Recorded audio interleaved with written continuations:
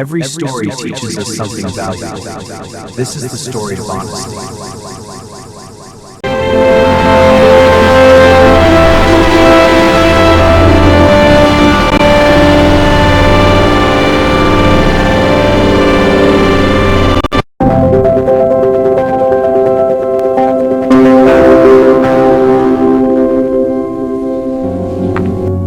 Good morning, students. Sit down. Let's begin our lesson on history today.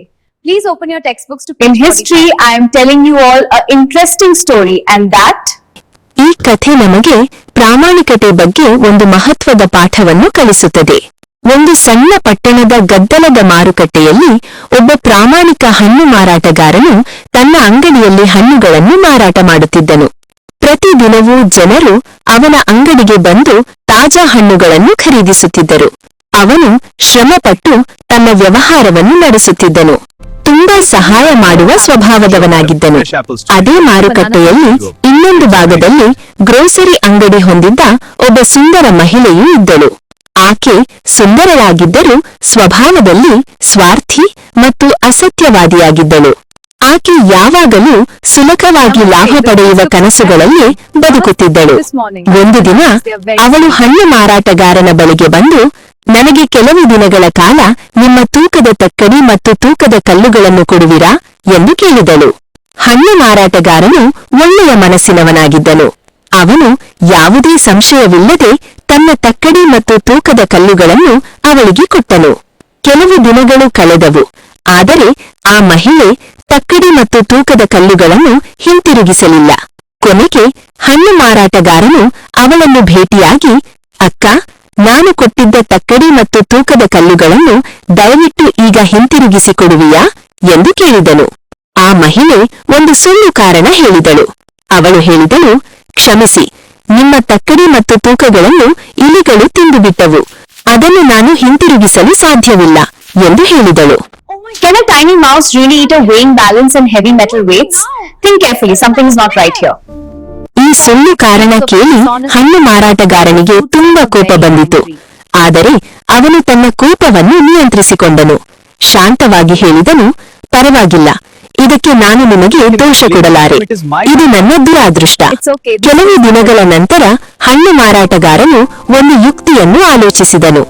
ಒಂದು ದಿನ ಅವನು ಆ ಮಹಿಳೆಯ ಬಳಿಗೆ ಹೋಗಿ ಹೇಳಿದನು, ನಾನು ನಾಳೆ ಪಟ್ಟಣಕ್ಕೆ ಕೆಲವು ವಸ್ತುಗಳನ್ನು ಖರೀದಿಸಲು ಹೋಗುತ್ತಿದ್ದೇನೆ. ನಿಮ್ಮ ಮಗನನ್ನು ನನ್ನ ಜೊತೆ ಕಳುಹಿಸಿ. ನಾವು ನಾಳೆ ಮರಳಿ ಬರುತ್ತೇವೆ. ಆ ಮಹಿಳೆ ಯಾವುದೇ ಸಂಶಯವಿಲ್ಲದೆ ತನ್ನ ಮಗನನ್ನು ಅವನ ಜೊತೆ ಕಳುಹಿಸಿದಳು. ಮರುದಿನ ಹಣ್ಣು ಮಾರಾಟಗಾರನು ಒಬ್ಬನೇ ಮಾರುಕಟ್ಟೆಗೆ ಮರಳಿದನು.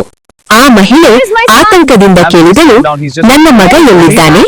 ಹಣ್ಣು ಮಾರಾಟಗಾರನು ಶಾಂತವಾಗಿ ಉತ್ತರಿಸಿದನು, ಒಂದು ಕೊಕ್ಕರೆ ನಿಮ್ಮ ಮಗನನ್ನು ತೆಗೆದುಕೊಂಡು ಹೋಯಿತು. You liar! How can a stork carry away such a big boy? It's true, storks are very strong. That's impossible. You're making it up. Liar! How can a stork carry away such a big boy? Just the same way as mice can eat away the balance and weights. ಮಕ್ಕಳೇ, ಹಣ್ಣು ಮಾರುವವನ ಮಾತು ಗಮನಿಸಿದ್ದೀರಾ? ಅವನು ಕೋಪದಿಂದ ಮಾತನಾಡಲಿಲ್ಲ, ಬುದ್ಧಿಯಿಂದ ಮಾತನಾಡಿದ. ಆ ಅಪ್ರಾಮಾಣಿಕ ಮಹಿಳೆ ಇಲಿಗಳು ತೂಕದ ಕಲ್ಲುಗಳನ್ನು ತಿಂದವು ಎಂದು ಹೇಳಿದಳು. ಅದಕ್ಕೆ ಹಣ್ಣು ಮಾರುವವನು ಕೂಡ, ಹಾಗಾದರೆ ಒಂದು ಕೊಕ್ಕರೆ ನಿಮ್ಮ ಮಗನನ್ನು ತೆಗೆದುಕೊಂಡು ಹೋಗಿರಬೇಕು ಎಂದು ಹೇಳಿದನು. ಕೆಲವೊಮ್ಮೆ ಅಪ್ರಾಮಾಣಿಕತೆಗೆ ಬುದ್ಧಿವಂತ ಉತ್ತರವೇ ಸರಿಯಾದ ಪಾಠವಾಗುತ್ತದೆ. ಅವಳಿಗೆ ತಕ್ಷಣ ತನ್ನ ತಪ್ಪು ಅರ್ಥವಾಯಿತು. ಅವಳು ನಾಚಿಕೆಯಿಂದ ತಕ್ಕಡಿ ಮತ್ತು ತೂಕಗಳನ್ನು ಹಿಂತಿರುಗಿಸಿದಳು. ಕಣ್ಣೀರಿನಿಂದ ಹೇಳಿದಳು, ನಾನು ನಿಮ್ಮ ಮೇಲೆ ದೊಡ್ಡ ತಪ್ಪು ಮಾಡಿದ್ದೇನೆ. ದಯವಿಟ್ಟು ನನ್ನನ್ನು ಕ್ಷಮಿಸಿ. Please forgive me for my fault and please return my son to me. I will.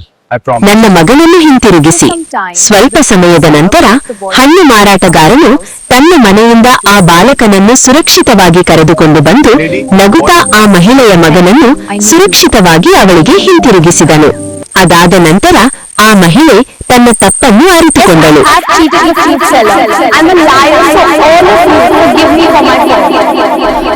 Some people don't learn a lesson unless they are kicked hard. So pay attention now or the world will teach you the hard way. How are you, son? Are you well? Yes, Mom, I'm great. Good. Let's get some fruit.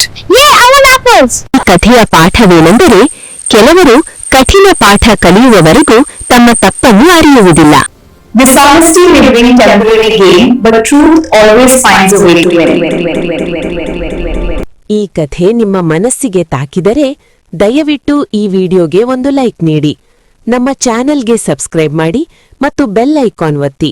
ಮುಂದಿನ ಅರ್ಥಪೂರ್ಣ ಕಥೆಗಳನ್ನು ತಪ್ಪಿಸಿಕೊಳ್ಳಬೇಡಿ. ಈ ವಿಡಿಯೋವನ್ನು ನಿಮ್ಮ ಸ್ನೇಹಿತರ ಜೊತೆ ಹಂಚಿಕೊಳ್ಳಿ. ಒಂದು ಒಳ್ಳೆಯ ಕಥೆ ಒಂದು ಜೀವನವನ್ನು ಬದಲಾಯಿಸಬಹುದು. ನಿಮ್ಮ ಬೆಂಬಲದಿಂದ ನಾವು ಇನ್ನಷ್ಟು ನೈತಿಕ ಮತ್ತು ಜೀವನವನ್ನು ಬದಲಾಯಿಸುವಂತಹ ವಿಡಿಯೋಗಳನ್ನು ರಚಿಸಲು ಸಾಧ್ಯವಾಗುತ್ತದೆ. ಈ ಪ್ರಯಾಣದ ಒಂದು ಭಾಗವಾಗಿರುವುದಕ್ಕೆ ಧನ್ಯವಾದಗಳು.